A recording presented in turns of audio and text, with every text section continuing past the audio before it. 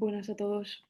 Lo primero que quiero hacer en este vídeo es una exposición de cómo percibe el ser humano de forma resumida, para después entender un poco lo que está pasando desde hace tiempo. La pregunta es, ¿cómo percibimos? Primero debemos distinguir la sensación de la percepción, que no es lo mismo. En la percepción ya hablamos de funciones cerebrales superiores involucradas en interpretación de eventos. Un robot no tiene emociones, ni fisiología humana, que al final está ligada a la propia emoción y al sistema nervioso y a diferentes sistemas de nuestro organismo. Y luego, en función de eso, es cuando emitimos una respuesta u otra. Es así como funciona el miedo, funciona la alegría, etc.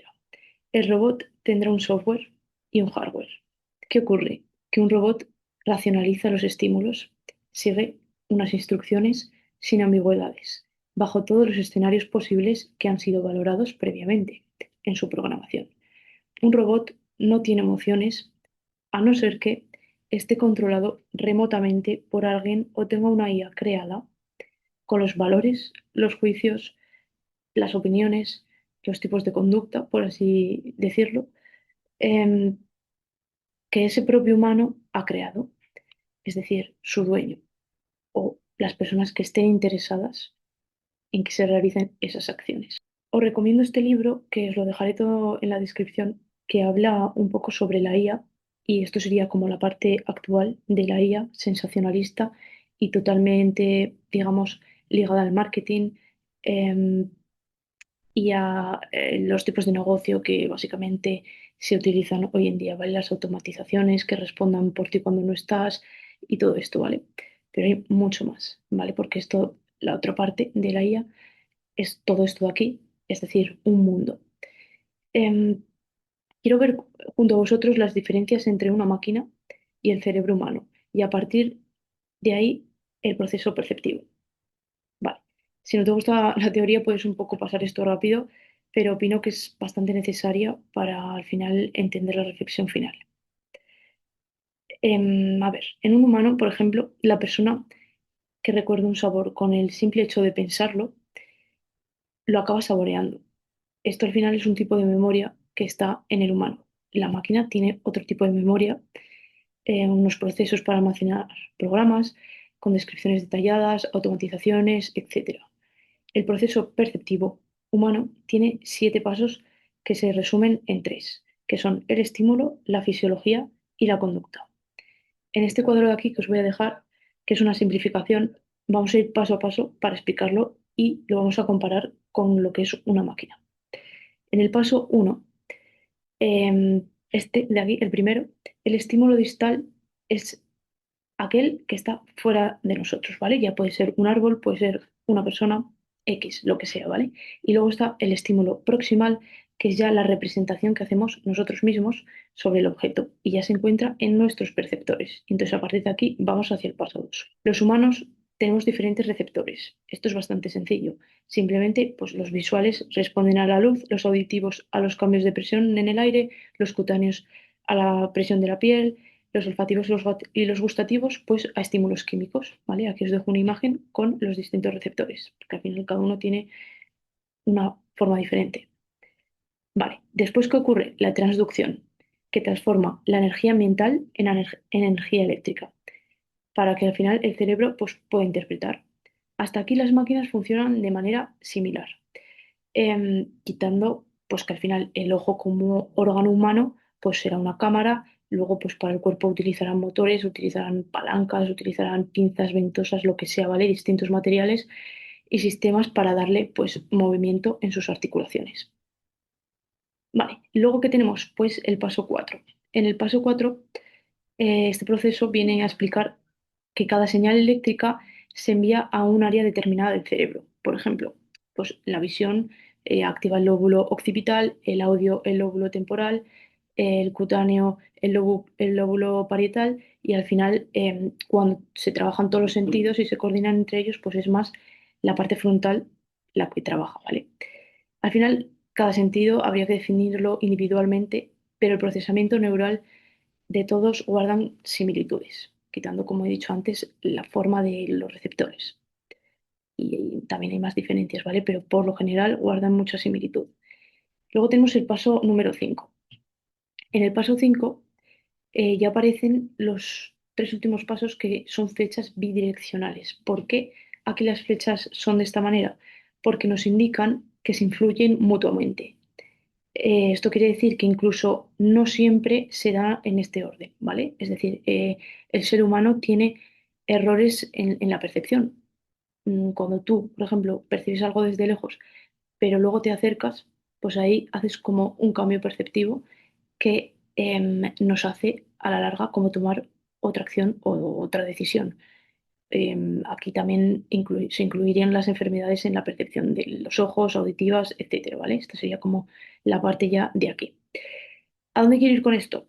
Que aquí ya no se puede hacer una comparación máquina-humano fácilmente, ¿vale? En la percepción nos hacemos conscientes del objeto. Todo lo demás, hasta aquí un robot normal es capaz de hacerlo. En una fábrica automatizada, aunque no tenga un cerebro humano como tal. El reconocimiento sería situar un objeto dentro de una categoría. ¿Ya que no suena esto? Pues a ver, a que nuestro pensamiento humano funciona así, ¿vale? Son redes neuronales que al final utilizamos para que nuestro cerebro las meta como en unos cajones y vaya ahorrando energía, ¿vale? Aquí hablamos de objetos, pero también empezamos a juzgar por experiencias propias, por cultura, por contexto social, por miedos, por prejuicios, experiencias pasadas, etcétera.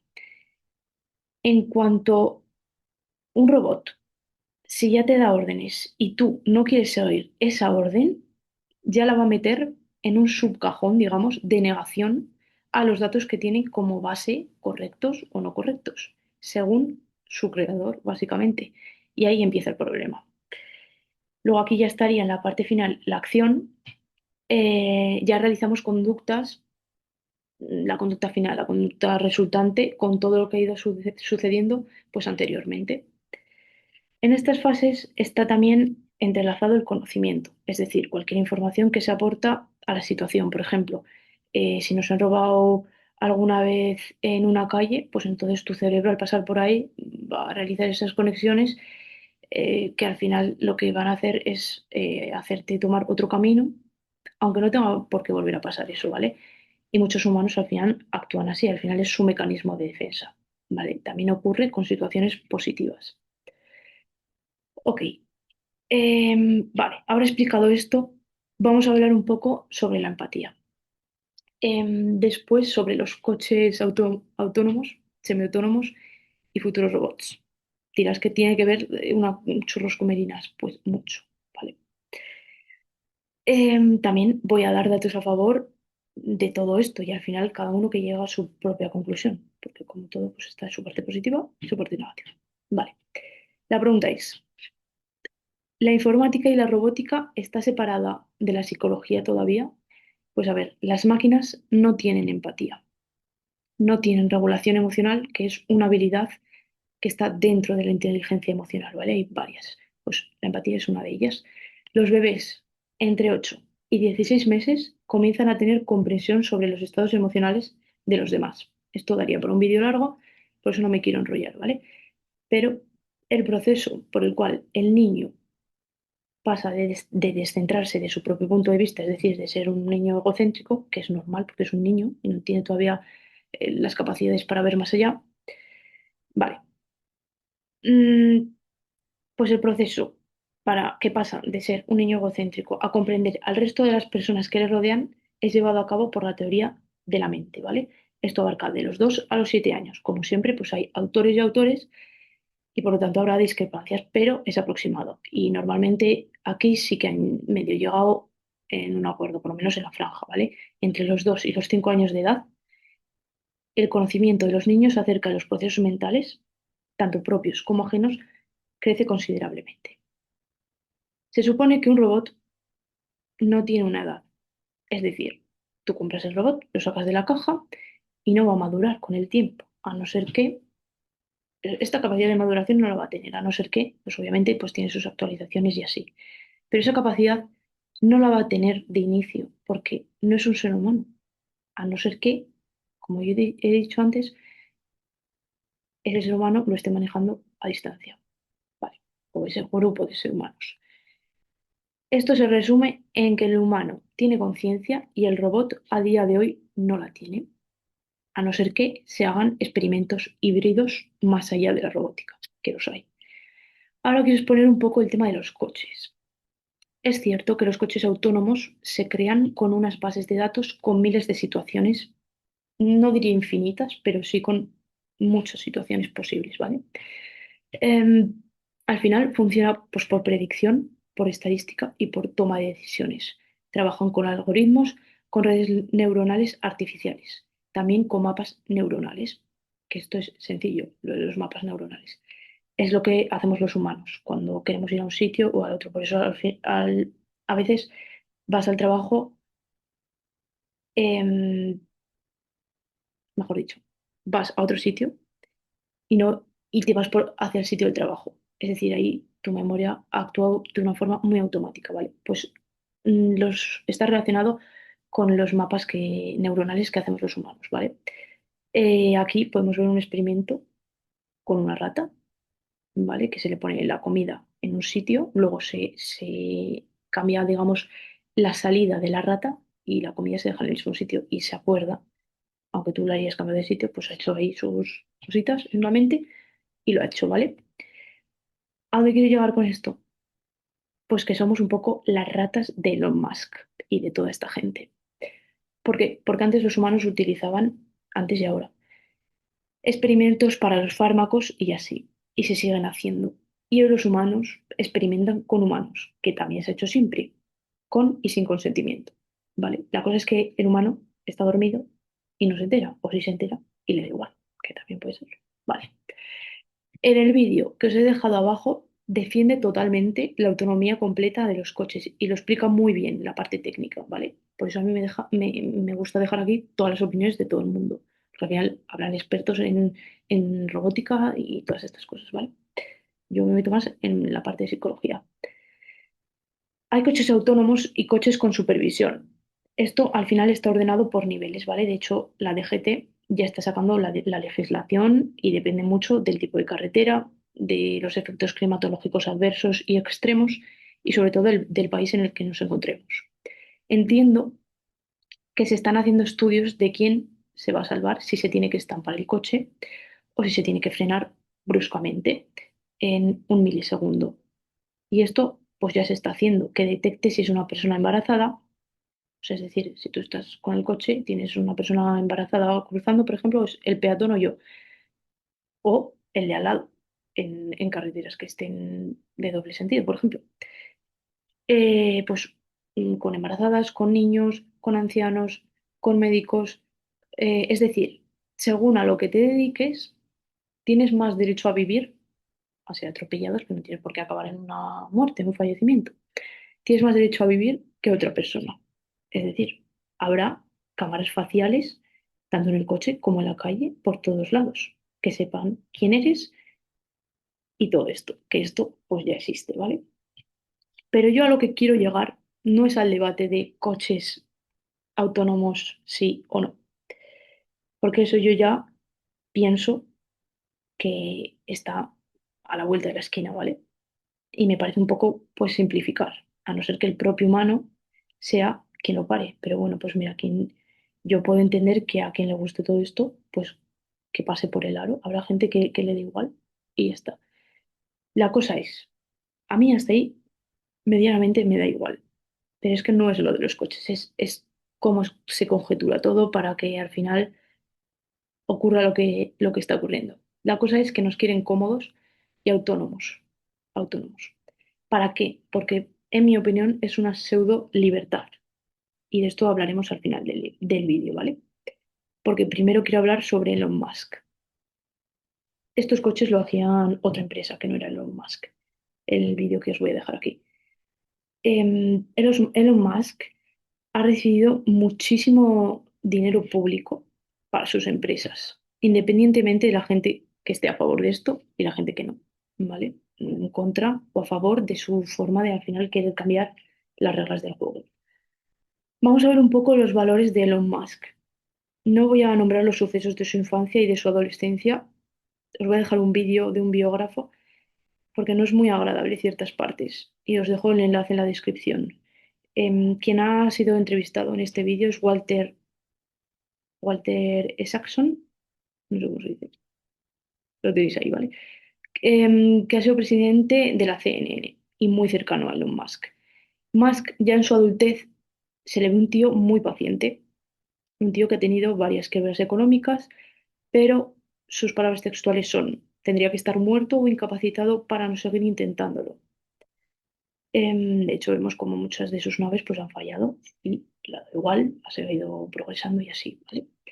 Es perseverante hasta morir.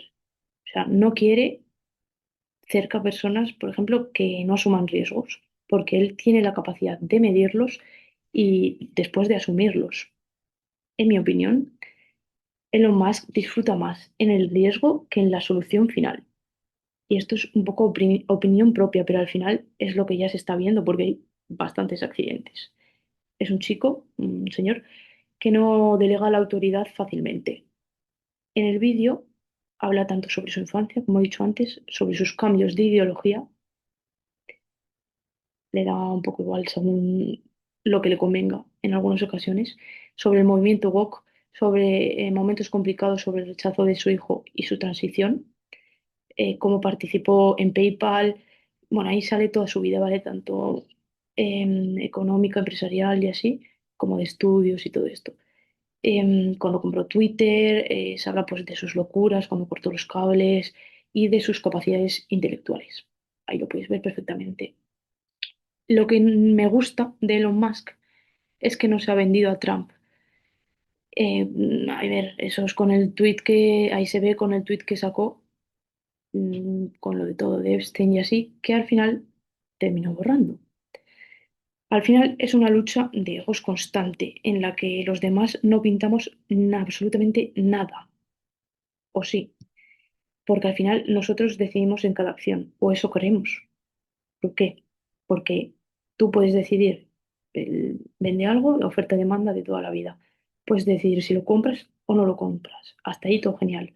Pero cuando ya te van obligando poco a poco, es que la cosa es que no te ponen una pistola en la cabeza para decir, venga, me tienes que comprar este coche porque no sé qué.